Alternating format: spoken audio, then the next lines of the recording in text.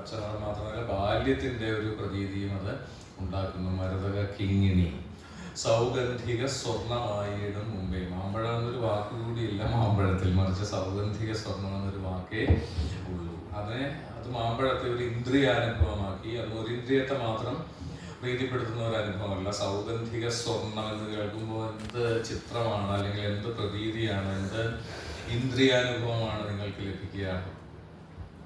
അതിൽ സുഗന്ധമുണ്ട്, മാമ്പഴത്തിന്റെ ഗന്ധമുണ്ട്, മാമ്പഴത്തിന്റെ മതിപ്പിക്കുന്ന ഗന്ധമുണ്ട്, കൊതിപ്പിക്കുന്ന ഗന്ധമുണ്ട്, അതിന്റെ സ്വർണ്ണ നിറവും ഉണ്ട്. ഇത് രണ്ടും ചേർത്ത് വെച്ചിട്ട് രണ്ട് ഇന്ദ്രിയാനുഭവങ്ങളെ ഒരൊറ്റ കൽപ്പനയിലൂടെ വിളക്കി ചേർത്തുകൊണ്ടാണ് വൈലോപ്പിള്ളി പറയുക സൗഗന്ധിക സ്വർണം.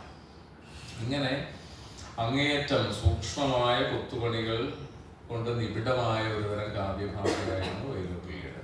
ഇടശ്ശേരി അങ്ങനെ ആയിരുന്നില്ല എന്ന് നമുക്ക് അറിയാം. വളരെ പരുക്കനായ ഗ്രാമീണമായ ഒരു